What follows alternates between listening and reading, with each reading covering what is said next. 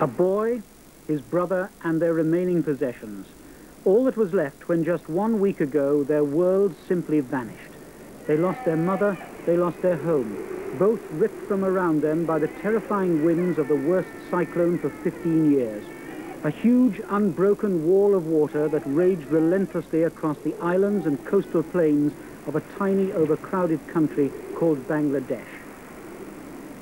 Here they're used to coping with natural disasters, but this was something almost beyond belief.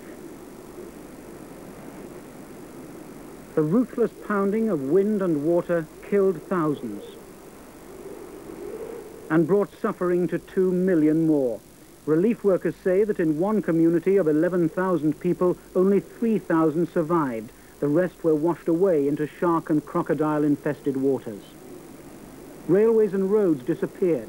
The countryside was virtually wiped clean. Over 1 million people have lost relatives, homes, livestock, or crops. Many have lost everyone and everything that made up the life they knew.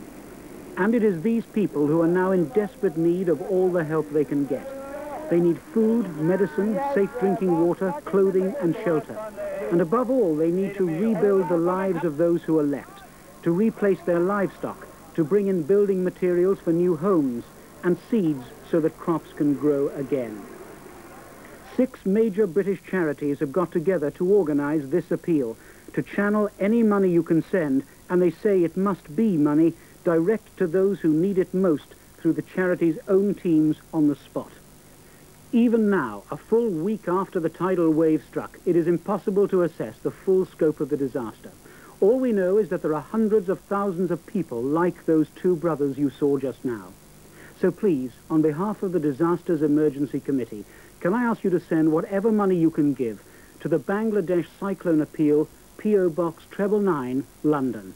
Don't forget a stamped addressed envelope if you want a receipt, and donations can also be made at any high street bank or through Transcash at any post office.